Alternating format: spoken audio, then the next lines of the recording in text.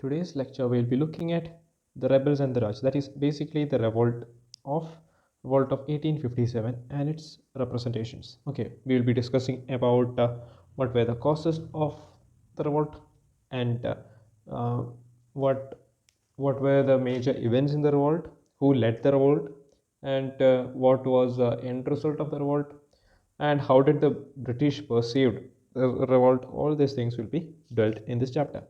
Okay. This is actually in the initial paragraph. You will see that although the Muslim or the Mughal Empire came to an end, but there was as a we can say, uh, the prince or the ruler of Bahadur Shah Zafar at that time, the Mughal emperor, he was considered as a virtual head of the state. Okay, a lot of Indians still considered Mughal emperors to rule the country. Okay, they thought Mughal emperors to be powerful. Okay, even though British was there. Okay, so when the revolt started on May 10th of 1857, the sepoys directly came to Bahadur Shah Zafar. It was a time of Ramzan and he was fasting. After his prayers and breaking his fast, and he was resting at that time, the sepoys came to his house, to the palace, and they wanted his blessings. Okay, they wanted Bahadur Shah Zafar's blessings. So he had no other option. Actually, Bahadur Shah Zafar he was not willing to do it because he knew about the consequences. But he had no choices because entire Delhi, the mutiny has spread. It was in control by the sepoys. So he issued a firman that Bahadur Shah Zafar blessed the rebellion. Okay, and the war against, we can say, the war against the British had begun in India. Okay, so pattern, how the mutinies began. Okay, sepoys began their action with a signal. Okay, it is actually how day-to-day events or how these things unfolded, but it is not actually the causes. We will be discussing it in another session of the chapter. Okay, sepoys began their action with a signal. In many places, it was a firing of the evening gun or the sounding of the bangle. They first seized the bell of arms. Bell of arms means an armament. We can say the place where all the guns and all things were kept. Okay, and everybody connected with the white man became a target. Okay, proclamations in Hindi, Urdu, Persian were put up in cities calling upon the population, both Hindus and Muslims, to unite, rise and exterminate the Ferengis. Ferengis actually the Persian name for Franks, and it eventually became a word that represented the entire white people. Okay, or the British people. When ordinary people began joining revolt, the targets of attack widened. In major towns in Lucknow, Kanpur, Bareilly, moneylenders and rich, the upper class people also became the targets of the rebels. Okay, because the moneylenders, we have discussed in the previous chapters that moneylenders also were exploiting the people. The interest given by them were high. All these things were done by the moneylenders. Okay, so British had no answer to the actions of the rebels. Individual Britons tried to save their own lives and the lives of their families. British rule, as one officer noted, collapsed like a house made of cards. Okay, so second one, how did the rebels communicated with each other? Okay, reason for the similarity in the pattern of the revolt in different places lay partly in the planning and coordination. Okay, it is clear that there was communication between the sepoy lines of various cantonments. After the 7th Awadh irregular cavalry had refused to accept the new cartridges. Okay, cartridges because it was against Muslim and Hindu faith because it contained fat of a pig and cow. Okay, that was the rumor. Okay, we'll come to it in the later part. They wrote in the 48th Native Infantry that they had acted for the faith and awaited for the 48th orders. Sipais or their emissaries moved from one station to another. People were thus planning and talking about the rebellion. And pattern of mutinies and the pieces of evidence that suggest some sort of planning and coordination raise certain crucial questions. Okay, how were the plans made? Who were the planners? It is difficult on the basis of the available documents to provide direct answers to such questions. Okay, Captain Heresy of Awadh military force had been given protection by his Indian subordinates during the mutiny. Some British officers were also protected by the sepoys against the rebels. Okay, and the 41st Native Infantry, which was stationed in the same place, insisted the same that since they had killed all their white officers, the military police should also kill Hersey or deliver him as a prisoner to the 41st. But the military police refused to do either, and was decided that the matter would be settled by a panchayat composed of native officers. Okay, native officers means in this panchayat they had all the people from the same caste, so the decision making was quite simple, or it was much easier. So now we will be looking at the leaders and the followers. Okay, for these rebels sometimes turned to those who had been leaders before the British conquest. Okay, the ancient kingdoms or the old kingdoms or old provinces, old rajas. These people were seen as the leaders, naturally seen as the leaders of the revolt. Okay, in what we saw was to rush to the Delhi and appeal to them, as we said earlier, old Mughal emperor to accept the leadership of the revolt. This acceptance of leadership took a time in coming. Bahadur Shah's first reaction was not one of horror and rejection. I told you, he was actually not willing to do it. It was only when some sepoys had moved into the Mughal court within the Red Fort, in deface to the normal court antiquity, that the old emperor, realizing he had very few options. Actually, he was forced to do it. Okay, agreed to be the nominal ruler or leader of the rebellion. Okay, for namesake. Elsewhere, similar censuses were enacted through a minor scale in Kanpur. The sepoys and the people of the town gave Nana Sahib, the successor of the Peshwa Bajirao, Maratha Peshwa. Okay, no choice, safe to join the revolt as their leader. This is the image of Peshwa Bajirao. I mean Nana Sahib, sorry. And this is the portrait of Jhansi Rani Lakshmi Bai. Okay, and in Jhansi also the Rani was forced by the popular pressure around her to assume the leadership of the uprising. Okay, so was Kunwar Singh, a local zamindar of Arrah in Bihar. In Awadh, where the displacement of the popular Nawab Wajid Ali. Actually, Wajid Ali was asked, he was removed from Awadh, and the land was confiscated by the British. Okay, but the Nawab was very popular among his citizens. Okay, were still very fresh in the annexation of the state, were still fresh in the memory of the people. Okay, the populace in Lucknow celebrated the fall of British rule by hailing Bijuris Khadar, the young son of the Nawab, as their leader. Okay, all these things are said to be the causes in which the British, in which the lot of Indian leaders, as we see in our history, in our textbooks, have come. They had no other chances, so they assumed the leadership, and they also felt alienated by the British rule. They thought that they lost their power, which they exercised earlier. Okay, and another thing was that the rumors and prophecies. Okay, rumors and prophecies played a part in moving people into actions. Okay, as we saw, the sepoys who had arrived in Delhi from Meerut had told Bahadur Shah about the bullets coated with the fat of cow and pigs, and biting those bullets would corrupt their caste and religion. Okay, they were referring to the cartridges of the Enfield rifles which had just been given to them. Okay, and the British tried to explain to the sepoys that this was not the case, but the rumor that new cartridges were greased with the fat of pigs and cows spread like wildfire across the sepoy lines in North India. Okay, and this can be traced. Okay, there was like on January 1857, a low caste Khalasi who worked in the magazine in Dum Dum had asked a Brahmin sepoy to drink for a drink of water from his lota. Okay, from his cup. The sepoy had refused, saying that the lower caste touch would defile the lota. Okay. The Khalasi then had reportedly retorted. He was angry. He said, "You will soon lose your caste, as ere long you would have to bite the cartridges covered with the fat of cows and pigs." Okay, and this to some Britishers, that this was the rumor, that it was the cause that the rumor spread across the sepoy lines. Okay, and also there were plans that the gigantic conspiracy was hatched by the British government to destroy the caste and religion of Hindus and Muslims. Okay, and there were also other rumors that the dust of cow and pig bones were in the floor. Okay, sepoys and the common people refused to touch the atta. Okay, where there was fear, there is suspicion the British wanted to convert Indians to Christianity.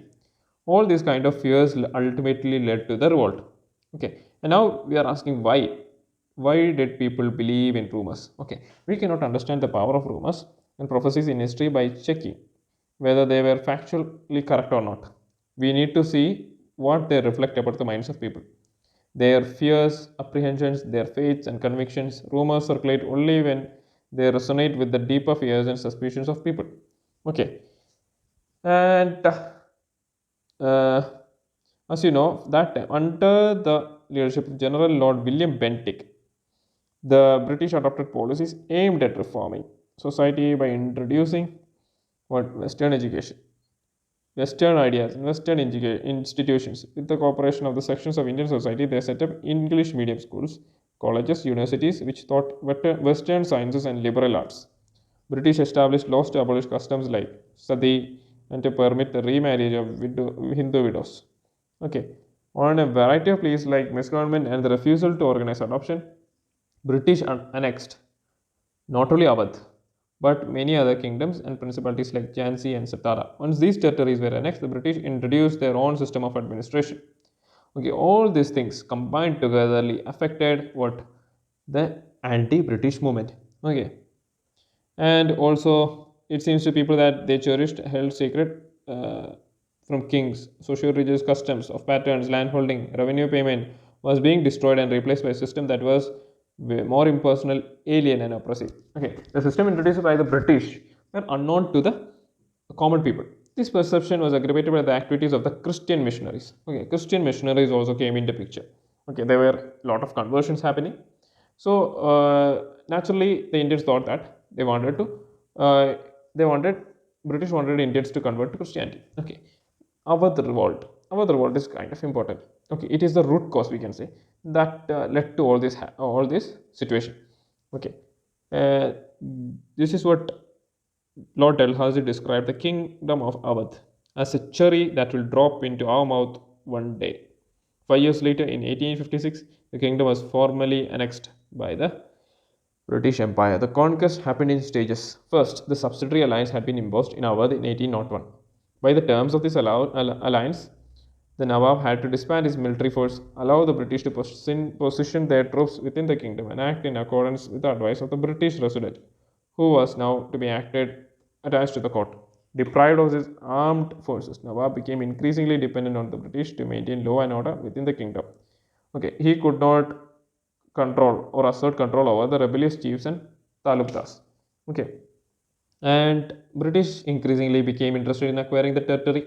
Okay, they felt that the soil was good for producing commercial crops. Okay, and region was ideally located to be developed in the principal market of Upper India. So by early 1850s, moreover, all the major areas of India had been conquered. Maratha lands, the Doab, the Carnatic, the Punjab and Bengal. The takeover of Awadh in 1856 was expected to complete a process of territorial annexation that had begun in the conquest of Bengal almost a century later. I had discussed in the previous video about the conquest of Bengal in the initial sessions of the video. Okay, do see it. The life was gone out of the body. Okay, this is what happened. Here, Nawab Wajid Ali was dethroned and exiled to Calcutta on a plea that the region was being misgoverned. But the British was wrongly assumed that Wajid Ali Shah was an unpopular ruler. On the contrary, he was widely loved. When he left his beloved Lucknow, there were many who followed him all the way to Kanpur singing songs of lament. They were praising him. The widespread sense of grief and loss of the Nawab's exile was recorded by many contemporary observers. One of them wrote, "The life was gone out of the body, and the body of this town had been left lifeless. There was no street or market, and the house which did not wail out the cry of agony in separation of Jane Alam." That much these people loved the Nizam. Okay, so this is a map of area under British control. We can see the pink areas or the light red color areas are the areas under the British control. So everything started from here, Calcutta, and it reached Awadh, and all these places. There were initially there were forts in Madras, but the main establishment or how they established their proper rule was by annexing or conquering Bengal. Okay, I have discussed in the previous lectures or videos. Do see them. So it will give an overall idea how the British started their conquest in India. Okay. And Ferengi Raj and the end of the world. A chain of grievances in our linked Prince, Talukdar, peasant, and sepoy in different ways. They came to identify Ferengi Raj or the British rule with the end of their world, the breakdown of the things they valued, respected, and held dear. Okay, and the annexation displaced not just the Nawab, it also disposed the Talukdars of the region. The countryside of the Awadh was dotted with estates and forts of Talukdars, who for many generations had controlled land and power in the countryside. What happened? Their military, these Talukdars were also powerful people. They had their own military, they had their own foot soldiers. And what the British did, British wanted to control this power. So they asked them to remove their foot soldiers and their forts were destroyed. British land revenue policy further undermined the position and authority of Talukdars. After the annexation, the first British revenue settlement, known as the Summary Settlement of 1856, was based on the assumption that the Talukdars and interlopers were not permanent, had no permanent stake in land. They had established their hold over the land through force and fraud. Okay, summary settlement proceeded to remove the Talukdars wherever possible. Okay, the Talukdars actually they control a lot of land. They collected revenue from them, and they were also thrown out of the system. And when we come and look at the behavior of the British officers, initially the British officers were really good towards the sepoys. Sepoys, okay, they respected them, and they often involved the officers used to play with them in their leisure activities, and they also spoke in Hindustani languages, Hindi. Okay, the British officers also spoke in Hindi. Okay, after the initial officers they went, the new set of officers that came, they thought that they were racially superior than the sepoys. Okay, and the abuse and physical violence became common, and thus the distance between the sepoys and officers grew. Trust was replaced by suspicion. The episode of the greased cartridges was a classic example for this. Okay, it is also important to remember that close linked existence existed between the sepoys and the rural world of North India. See, when the sepoys they went back home for we can say on leave or something, they always contacted or they wrote letters to their houses. Okay, and these letters were received by their mothers or parents or their wives. Okay, and they naturally explained the situation, what was happening in the military area. So all these things led to the spread of the cartridge issue, the news, the rumors, other rumors, all these things. And naturally, what we read over here, there was inferiority among the British officers. All these things combinedly affected or led to the revolt of 1857. Okay. Now we will see what the rebels wanted. Okay. British recorded their own trials and tribunals as well as their heroism. Okay. They dismissed the rebels as a bunch of ungrateful and barbaric people. Okay. They thought that the sepoys were not that great as the British soldiers. Okay, and there was a vision of unity. Okay, the rebels' proclamations in 1857 repeatedly appealed to all sections of the population, irrespective of their caste and creed. Many of the proclamations were issued by Muslim princes or in their names, but even took care of that to address the sentiments of Hindus. The rebellion was seen as a war in which both Hindus and Muslims had equally to lose and to gain.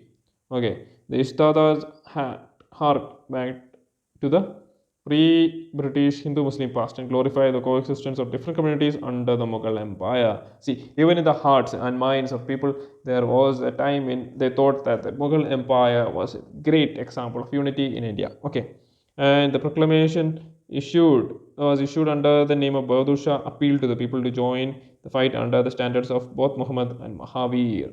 Okay, and British also attempted to divide the citizens based on Hindu and Muslims. They even spent 50,000 rupees at that time to do so, but the attempt failed. Okay, there was a common cause for the people to fight for. Now, see, they were against certain symbols of the Firangi Raj. Okay, uh, when the enraged people, uh, what enraged the people was how British land revenue settlements had disposed the landlords, both big and small. Foreign commerce had driven artisans and weavers to ruin. Every aspect of British rule was attacked, and the Firangi accused of destroying a way of life that was familiar and cherished. Okay, rebels wanted to restore the old order. Okay, proclamations expressed the widespread fear that the British were bent on destroying the caste and religions of Hindu and Muslims and converting them to Christianity, a fear that led people to believe many of the rumors that circulated at that time. Okay, they had the cause of religion to fight for, they had the social sense for fighting this war. All these causes were there in the revolt of 1857. Okay, as noted earlier, in many places the rebellion against the British widened into an attack on all those who were seen as allies of the British and local oppressors. Often the rebels deliberately sought to humiliate the elites of a city. Okay, elites. They burned accounts books and ransacked moneylenders' houses. This reflected an attempt to overturn traditional hierarchies, rebels against all oppressors. It presents a glimpse of an alternative vision, perhaps of a more egalitarian society. Okay, and they wanted to unify all the social groups against Firangi Raj.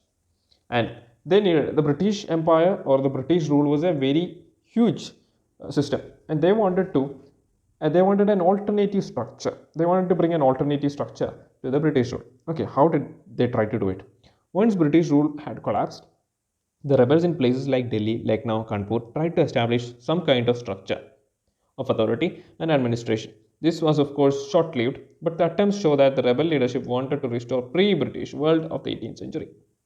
The real leaders went back to the culture of the courts. Appointments were made to various posts, arrangements made for the collection of land revenue and the payment of troops, orders issued to stop loot and plunder.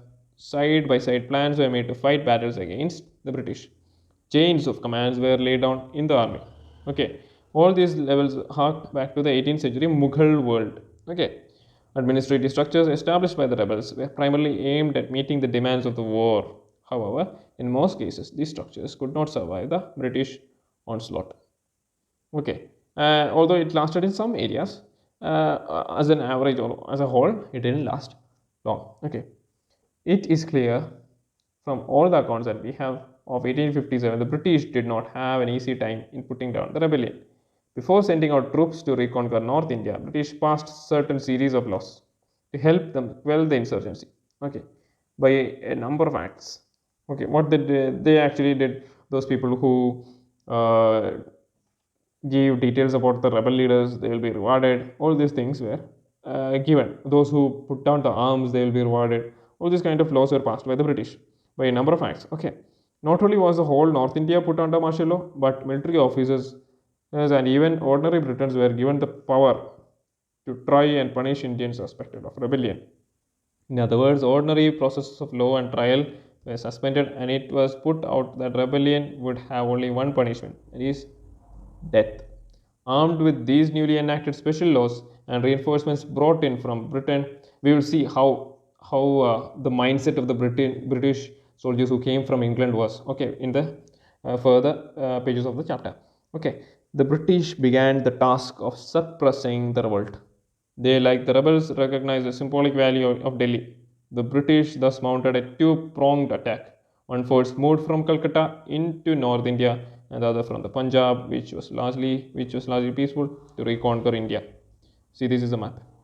One force is coming from Punjab, another is coming from Calcutta to where? To Delhi. Okay, and attempts were made to recover Delhi began earnest in the early June of 1857, but it was only in the late September that city was finally captured. Fighting and losses on both sides were heavy. One reason was that there's the fact that rebels from all over India had come to Delhi to defend the capital. In the Gangetic Plain, at that time the capital was, I think, at the time it was Calcutta in the British rule. But for the Indians, the main capital or main area that they saw was Delhi. Okay, in the Gangetic Plain, into progress of British conquest was slow. The forces had to reconquer the area village by village. The countryside and the people around were entirely hostile. As soon as they began their counterinsurgency operations, the British realized that they were not dealing with a mere mutiny, but an uprising that had huge popular support. In Awadh, for example, a British official called Fursat estimated that three-fourths of the adult male population was in the rebellion. The area was brought under control only in March of 1858 after protracted fighting. Okay, British used military power on a gigantic scale. Okay, but this was not the only instrument they used. In large parts of the present-day Uttar Pradesh, where big landlords and peasants had offered united resistance, British tried to break up the unity by promising to give back the big landlords their estates. Rebel landlords were dispersed and the loyals rewarded. Many landlords died fighting the British, or they escaped into Nepal, where they died of illness and starvation. See, this is what happened in Sukhdabag in Lucknow. Okay, see, these are the skeletons of the rebels, and see the condition of the building. Here is a four solitary figures within a solitary place in which once a pleasure garden built by Nawab Wajid Ali Shah. British forces led by Campbell killed over 2,000 rebel sepoys and who led the place in held the place in 2000 in 1857. The skeletons screw in the ground were meant to be a cold warning of the futility of the rebellion. Futility of the rebellion. Okay, images of the revolt. As we have seen, we have very few records on the rebels' point of view. Okay, most of the records that we have are from the British perspective. Okay, but historians still now have continued to discuss rebel actions primarily through actions written by the British. Official accounts, of course, about colonial administrators and military men left their versions in letters and diaries, autobiographies, and official histories. Okay, one important record of the mutiny is the pictorial images produced by the British and Indians, paintings, pencil drawings, etchings, posters, colors, bazaar prints, all these things. Okay, celebrated saviors. Now, British propaganda. We can see British propaganda from here. Okay, British pictures offered a variety of images that were meant to provoke a range of different emotions and reactions. Some of them commemorate the British heroes who saved the English and repressed the rebels. Relief of Lucknow, painted by Thomas Jones. This is the relief of Lucknow. We'll come to in the detail about it. It represents what? When the rebel forces besieged Lucknow, Henry Lawrence, the commissioner of Lucknow, collected the Christian population and took refuge in the heavily fortified residency. Lawrence was killed, but the residency continued to be defended under the command of Colonel Inglis. On 25th of September, English Outram and Henry Havelock arrived, cut through the rebel forces, and reinforced the British garrisons. So, after 20 years later, Colin Campbell,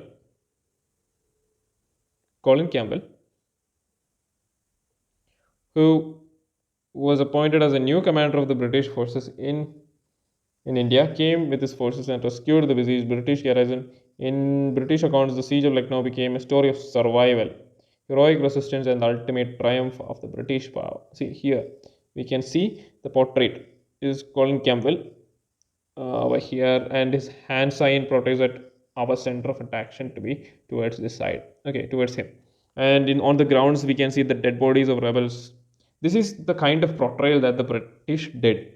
They wanted to portray that the British people were superior. They are powerful, and the rebels were not that strong. And this image was portrayed where in England. Okay, Vegas painting celebrates the moment of Campbell's entry. This is what I told. And another thing is the English woman and the honor of Britain. Newspaper reports have a power over public imagination. They shape feelings and attitude to events inflamed particularly by tales of violence against women and children. There were public demands in Britain for revenge and retribution. So, from now on, we are seeing how the mindset of the soldiers who came from Britain to fight the rebels were. Okay, how this was developed. The British government was asked to protect the honor of innocent women and ensure the safety of the helpless children. Artists expressed as well as shaped these sentiments through their visual representations of trauma and suffering. In Meerut was painted by Joseph Noel Patton. 2 years after the mutiny, you can see English women and children huddled in a circle, looking helpless and innocent. Okay, and on the background we can see what the British rescue forces arriving as saviors. This is the image. The portrait poor women and children helplessly in a room, and also in the background we can see the British forces coming to rescue them. Okay, and here we can see we will discuss about Miss Wheeler defending herself against sepoys of Kanpur. In another set of the sketches and paintings, we see women in a different light. They appear heroic, defending themselves against the attacks of rebels. Miss Wheeler stands firmly at the center, defending her honor, single-handedly killing the attacking rebels. As in all such British representations, the rebels were demonized. See, when we look at the faces of the portraits drawn by British artists about the rebels, we can see they were not that good looking. They often looked ugly and demonic, I can say, and a kind of a terrorist look outlook was given to the rebels. Okay, that was their point of view. Okay, here four burly males with swords and guns were shown attacking a woman. The woman struggled to save her honor and her life. In fact, is represented as giving a deeper religious connotation. Is it is a battle to save honor of Christianity. The book lying on the floor is a Bible. See, this is a Bible, a Holy Bible. Okay. Vengeance and retribution. From now on, we will be seeing how the British army is coming back to India to fight the rebels. As waves of anger and shock spread in Britain, demands of retribution grew louder. Visual representations and news about the revolt created a milieu in which the violent repression and vengeance were seen as both necessary and just. Okay, and also in this figure, we can see it is shown that this figure over here represents the Britain, and uh, it was in a sense that violent measures needed to be taken against the rebels. And over here, we can see Indian women scared and standing back. Okay, and she's trampling sepoys under her feet, while a mass of Indian women with children cover with fear. There were innumerable other pictures and cartoons of British press that sanctioned the brutal representation and violent repression. Okay, this is also another representation. Indians were called Bengal tigers and the British were considered lions. Okay, that's what they represented, their point of view. The performance of terror, and also see this figure. In this, the sepoys were fired from cannons. The sepoys were captured and they were fired from cannons. And the whole battalion of the company of other rebels were forced to see all these things. Okay, when we zoom in, we can see flying over here. Okay, all these things were brutal representations of how the rebels will be punished. And also, this is also another representation in which 12 rebels were hanged in public. Okay, but at the same time, these measures were actually harsh from the British side. So, General Canning declared that gesture of leniency, a show of mercy, would help in winning back the loyalty of the sepoys. But he was mocked by the British press. And now we will see our point of view. The nationalist movement in the 20th century drew its inspirations from the events of 1857. A whole world of nationalist imagination was woven around the revolt. It was celebrated as the first war of independence. Okay, in which all sections of the people of India came together to fight against the imperial rule. Okay, art and literature, as much as writing of history, have helped in keeping alive the memory of 1857. The leaders of the revolt were presented as heroic figures leading the country into battle, rousing the people of to righteous imagination against oppressive imperial rule. Okay, and here we can see Jhansi Rani and major figures of the revolt. These were actually done in the nationalist movements. Okay, uh, Rani, in popular prints, Rani Lakshmi Bai was usually portrayed in battle armor with a sword in hand and riding a horse, a symbol of determination to resist injustice and alien rule. See, in Indian context, we had a real figure, Jhansi Rani, who fought bravely for her citizens. In the British context, we have a hypothetical woman over here. Only this much difference is necessary to understand who was actually fighting for what and what were our rightful causes. Okay, so I hope we people understood till now, and we will be discussing the timeline now. Okay, in 1801, subsidiary alliance introduced by Wellesley Nawaz. In 1856, Nawaz Wajil Ali Shah disposed, and Awadh was the next. In 1856 to 1857, summary revenue settlements introduced in Awadh by British. 1857, 10th of May, mutiny starts in Meerut. And 11th, 12th, there was actually garrison revolts. Bahadur Shah accepts the nominal leadership and there is some difference from the 12th of May to 20th of May. There is nothing happening. It is complete silence because the news took time to spread. Okay, because the news took time to spread. Then suppose in Aligarh, Etawah, Mainpuri, Etta, all this were started to mutiny, and rising in Lucknow. You have discussed it. In May to June, mutiny turns into a general revolt of the people. British suffered defeat in the Battle of Chinhat when on June 30th. And September 25th, the British forces under Havoc and Kurtram entered the residency of Lucknow. Shah Mal killed in battle, and also Rani Lakshmi Bhai is also killed in battle. So this is what the timeline is, and this is the basic idea, or we can say the crisp or the gist of the revolt of 1857. There are also other small detailed versions of this in other books also, as we are discussing NCERT. We will get an overall picture of what the timeline was, what things were happening. All these things will be and we are discussed in this chapter. So I hope today's video was effective for you guys, and in the next session we'll be seeing you with another chapter. Until then, God bless you all. Jai Hind.